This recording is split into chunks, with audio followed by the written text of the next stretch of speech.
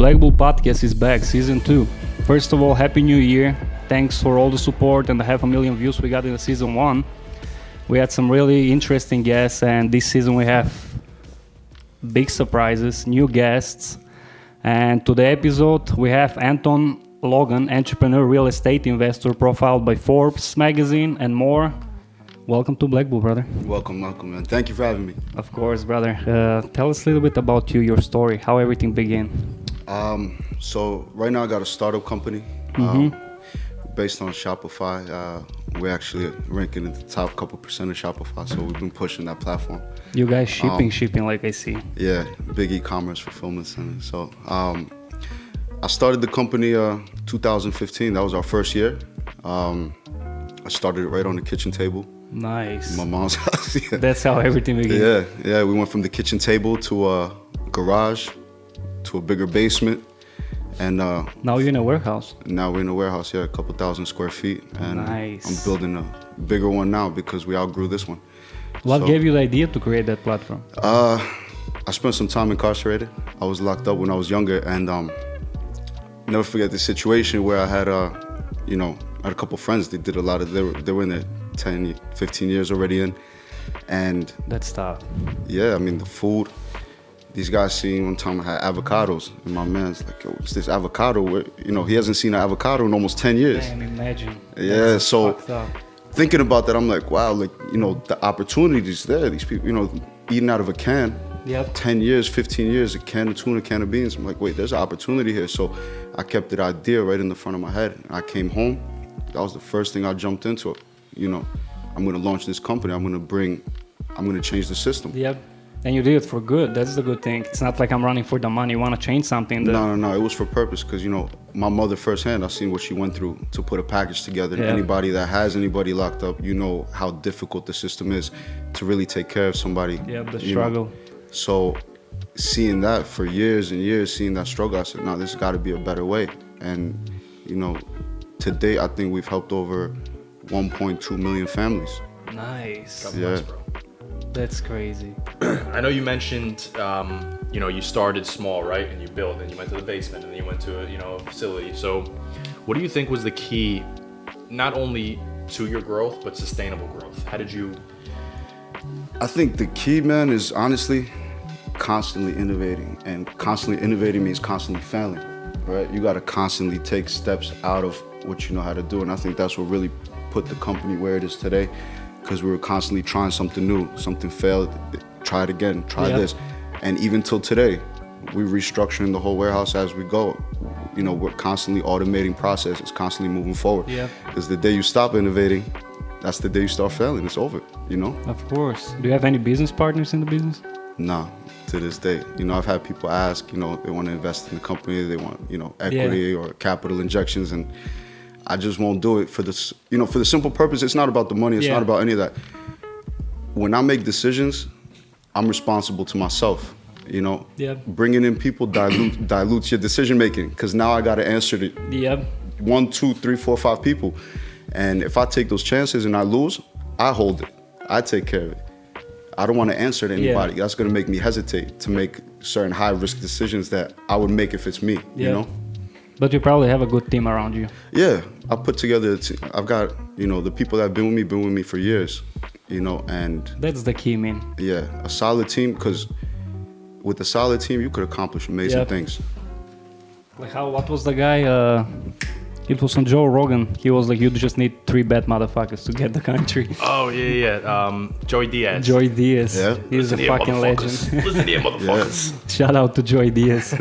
I know you mentioned, innovation and failure is important. What do you think is a mistake? I know it's tough because it's a specific industry. Everybody has their own business. Right. But what do you think is a more general mistake that entrepreneurs tend to make in the beginning that maybe if they heard here, they might be able to avoid? I think the biggest mistake entrepreneurs make in general is just chasing money. I think that's where you fail. I feel like the minute you set out to think about what you're gonna do and you base that on money, you already failed. The failure rate's what, like 98%? Yep. Something like that, first 5 years. It's not because the ideas are horrible, it's because the purpose and the motivation is not there. Chasing money is not enough to sustain how hard entrepreneurship is. So if your sole focus is money, you're gonna fall into that 98%. You gotta chase some passion, some purpose. And go step by step, mostly looking at shortcuts, and that's where they fucked up. They're like, oh, I'll jump The easy through way. this. Yep, there is no way like that. There is no easy way. What do you think inspired you the most to go into business for yourself? I know you mentioned, you were locked up a little bit, but was there a specific moment or specific person? I know you did mention your mother too, but what was like that realization moment where you're like, I need to do this for myself? Was it right after you got out? Nah, I mean, the idea was there, but I worked corporate. I've interviewed and went through some loopholes and got myself into a corporate job. And I had that for about 3 years. I'd work that till 5 o'clock. I'd get home by 6. I'd work from 6 to 3:30 in the morning on my own company. And I did that until I could sustain, because you can't just, it's unrealistic to think that while you're building a company, you still got to live. You still got expenses. So you can't just, lock yourself in the basement and think you're going to, unless in my situation, I didn't have anybody, putting their hand out. Yep. So I had to balance that working. But the goal was always to pursue your own vision, because You knew. that day in, just get up, go to work, come back 5 o'clock, wake up, go do it again. That's not the rest of my life. Yeah. I'm not spending a life in a cubicle. Yes, I agree. You know what I'm saying? I like the uncertainty that comes with every day being your own boss, right? Yeah. I like to problem solve. When I sit at a desk, and again, there's room for everything. Everything needs its own positions within the business, but I can't do admin work, bro. Like, I know I have to do it sometimes because I only have a couple part-time employees right now, but so most of the work I do myself. But admin work drives me crazy, bro. I like sitting there and thinking, like you said, how do we innovate? How do I make my company stand out from the other companies? Or even just being in the field, dealing with clients, delivering a car. Hey, what's up, man? I know this is your dream car. God bless, bro. But the sitting there and kind of like just doing the consistent tasks over and over, I drive myself crazy. I get like the leg shakes. I tap my leg. I realize I have these nervous tics when I sit there. That's why we like mostly going out and making connections. We don't like the office job. We were like just out, like, oh, you want to like being on the road, man. Go meeting people. Yeah, I feel like for me, the most rewarding part is like I have this vision of how I want this to work, how I want the work to flow, how I want this warehouse, how fulfillment's going to be set up, and then coming in there and making it happen. And then sitting back and being like, damn, I just created that. I built that. Out of nothing. Like, I just saw that. Then you get the gold mask. Because right now I got a team in the warehouse. I got a team of about like 15 people. And we come in and it's just like, yo, this is how we doing it. Set this up, move this, let's figure this out. And then at the end it works. Yeah. Yep. Sometimes it fails and they look at you like you crazy, but you know what? Go back and do it again. And it works. That's where persistence kicks in. Yep. But they trust you. There's a certain level of trust to where they're working for you, and they're like, all right, he says it. You have to have that. You have to have that vision, because if you've got a team behind you, at the end of the day, you're driving, you're giving direction to the whole team. If you don't have that, the team's gonna fall apart. Yep. They gotta feel like there's one common goal, one direction, and who's gonna give them that vision. They need a leader, not a boss. That's the difference. Agreed. Yeah. Agreed. Crazy. What? You're on social media. You active? Yeah. How that helped you in the business? Right now, the company page, we got about, like 15, 20,000 followers on the page, I think. Nice. And we reached a lot of families through social media. But one thing about our company is a little different is that, at the beginning when I was pushing the company, we spoke to like Dave East, French Montana, all these big names to get this promotion. Yep. First off, they asked for way too much money. I was broke, so that wasn't gonna happen. But I realized our market is behind the wall. Yeah. Our market's not on Instagram. The families could see it, but at the end of the day, the people purchasing are behind the wall.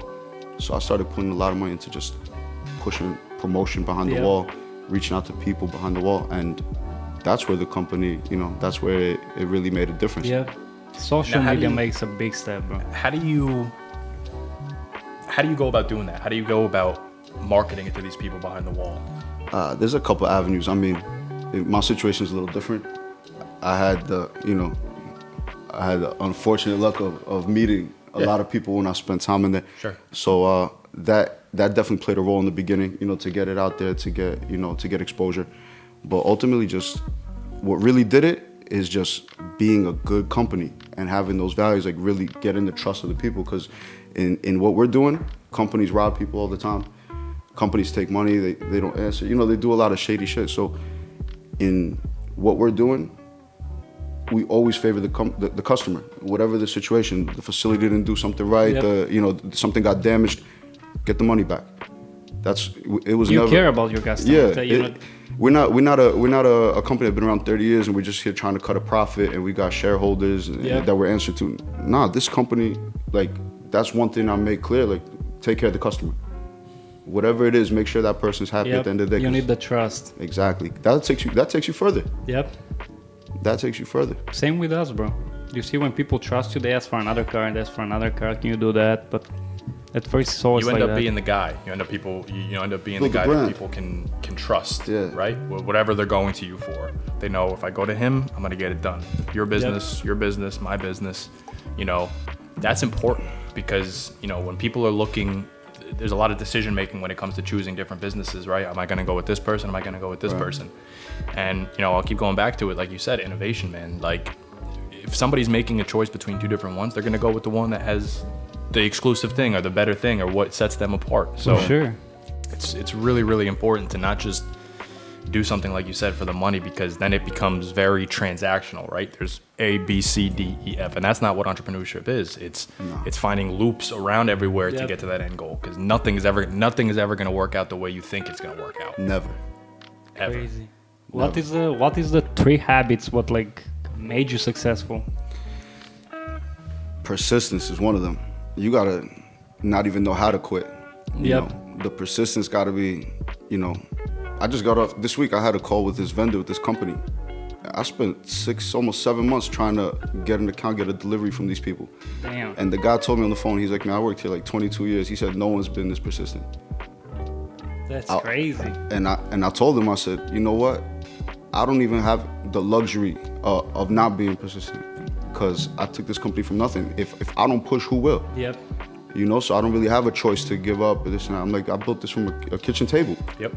So I gotta go hard. I can't That's not call you and crazy. be on you. There's no option. There is no second option. It's like those stories you see, like the mother lifts the minivan off the baby to save it, right? There's no like There's no giving up. It's there's not no even- logic behind it. There's like, scientifically you shouldn't be able to do that, but there's no other option, right? Right. So it just happens. That's the like you make it happen. Yeah. And that Yeah. gets lost on people because people think you're being cliche or corny or he's just saying like the typical boilerplate entrepreneur things, but nah, like it's true. You have to get the shit done, and you have to figure it out. Nobody's gonna do it for you. Yeah, there was Q4 just finished, right? So there was a time where, we literally put in 130 something hour weeks. I mean, 20 hours a day, Yep. And I remember, my mom calls me, go where late at night. I'm like, we're still here. She's like, this is gonna kill you. She said, she's like, me and her coach, she's like, this is gonna kill you. And I thought about it, and I'm like, truth of it is, This is gonna save me. yeah, like there's no other way. Like, think Yep. about the idea of quitting and just sitting there the next day, knowing that you quit on something you believe in. Like, that's never gonna sit right with me. So that's not Sits even. in your stomach, Yep. bro. Yeah, that's not even an option. I'd rather be in there 24 hours a day, Yeah. chasing after Even what sleep in the warehouse. we've done it. That's We've where done it. that's I where did most that anxiety too. is stemmed from. Most anxiety is stemmed from like that feeling you get in your stomach, like that sunk stomach feeling, that sunk heart feeling.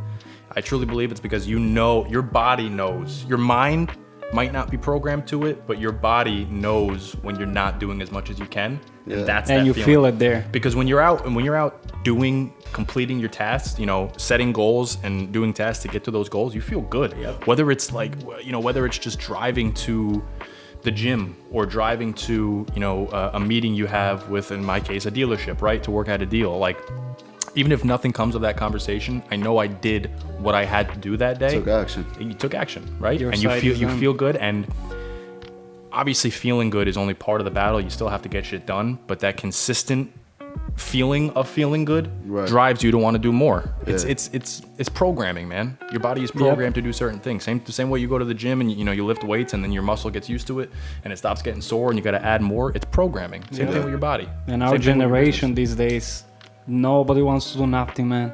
You know what's another piece of it is sacrifice, man.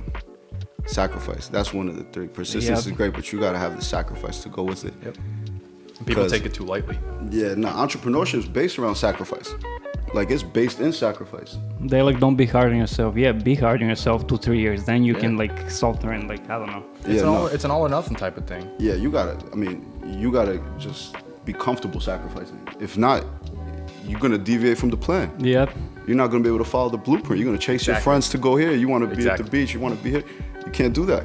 Man, look how many opportunities are now, man. Fucking AI coming, like ChatGPT. You can just ask for a business plan. They give you a list, like, go do that, do that. They're like, Crazy. oh, it's nice to see it, but go do it. What advice do you have for people who are, looking to start investing in themselves or, in the market or whatever it might be? The best advice I could say is to lose that fear. I feel like that fear stops most people before they even get started. Yep. Once you take that first step, like I got friends that brilliant, right? They know every valuation when it comes to property, debt to income, cash flows, and they never pulled the trigger on a deal yet, because that fear is there. Yep. Meanwhile, in the same time, I've pulled the trigger more times than I could count. Real advantage I have is that I might not have the same fear of failing that somebody else might have. Yep. Because I grew up in failure. In school they teach you like, don't fail this class.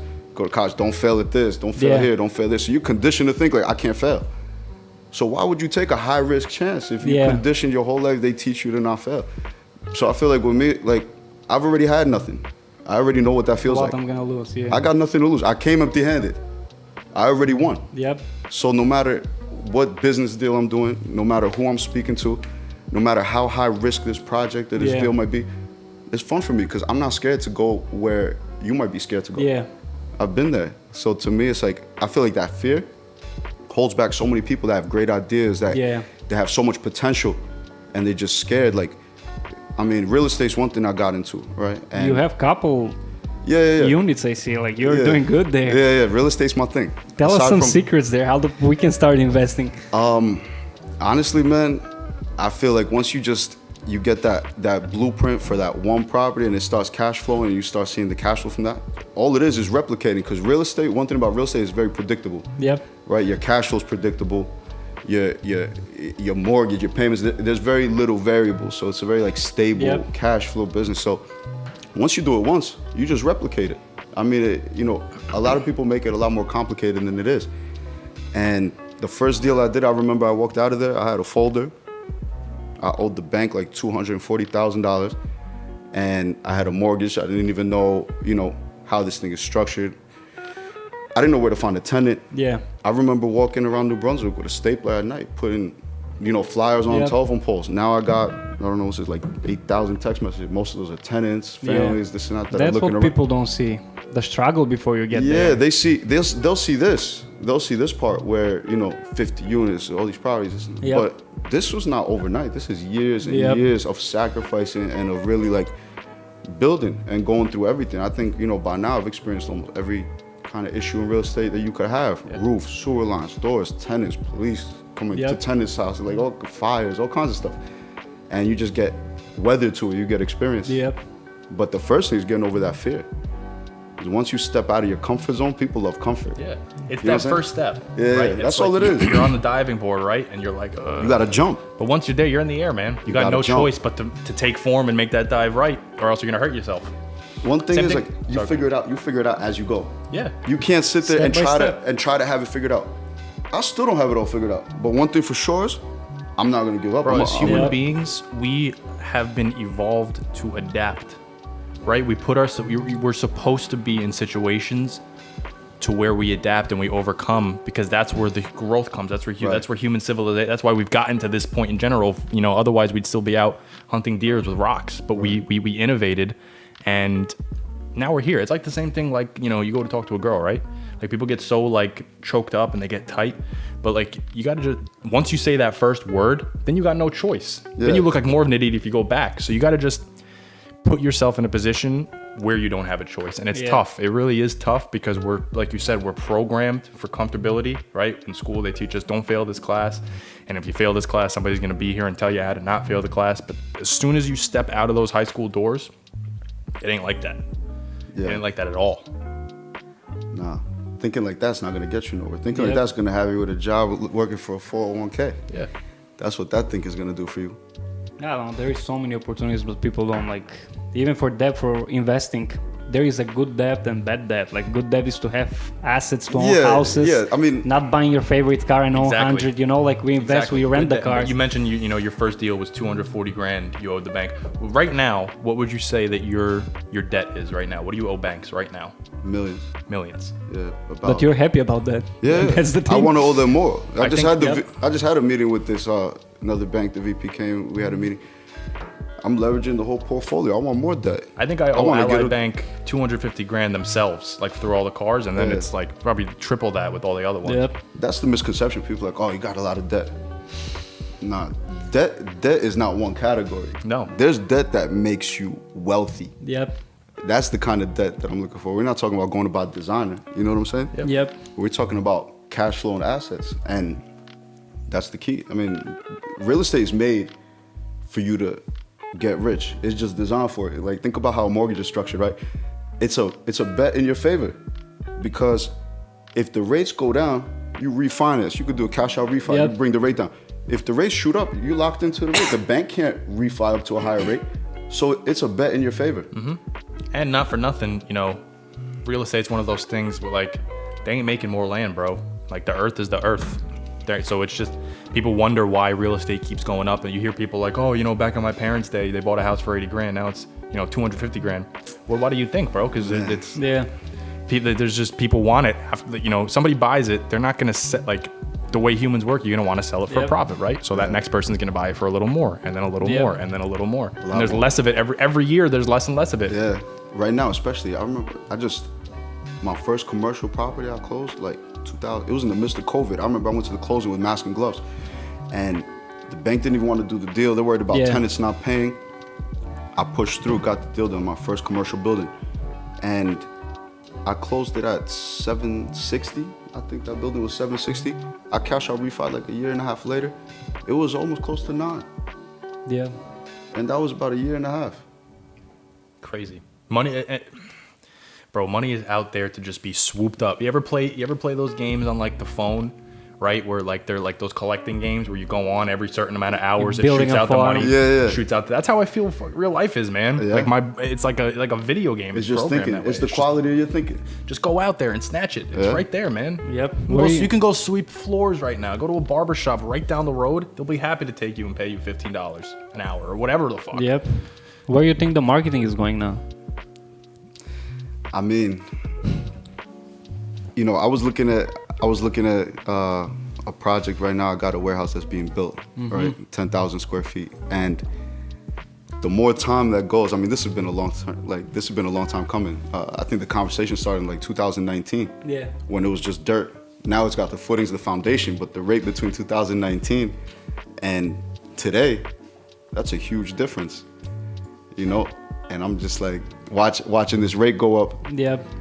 and the And people timing, like- timing on everything, man, is Timing. Because it's a cycle. Well, it behooves me that people don't realize how patterns repeat themselves, right? Everyone talks about the big talking point, especially right now, is like, oh, is 08 gonna happen again? Which I don't think it will, because it's nowhere near the magnitude of that. But shit does repeat itself on a. You put out a timeline, things cycle through, especially the economy, because the Right. economy is we work on a formula. Our economy is, if you boil it down all the way down to its black and white, it's a formula, right? So it has its Cycle. its cycles. So people get so confused. Why is my carton of eggs $10 or why is my gas $6? It's you guys. You did this. You know what I mean? You guys did this. And you just have to be able to weather things, right? That entrepreneurship is just being able to get through things that the other people can't, right? You said 98% failure rate for businesses in the first 5 years. Think about that 2%. They were raking in the cash because they just made through the speed bumps that other people couldn't. right. So if you just know how to weather the storm, when things go good, learn how to ride that wave. But when things are bad, learn how to just humble yourself a little bit, Yep. right? Right. Just take a step back and be like, all right, how do I innovate? How do I get out of this? You gotta know how to pivot. Strong survive, right? Yeah, you gotta know how to pivot. Yeah. You gotta know how And to I move. always say to people, stop saving money, they're printing money. Like, start investing, motherfuckers. Yeah. Why you're having the bank 100K? That's the worst place to put your money. Bro, that's the worst thing you could do, I think, is save your money. invest in it. Because nobody's disciplined enough to save it. You're going to spend it. If it's sitting in you learn to spend what's in your pocket. If it's sitting in your pocket, you're going to spend it. So you might as well go park it somewhere where it might make you money. Yeah. I'm a big, even if it's like, people are going to look at me weird, but even gambling, bro.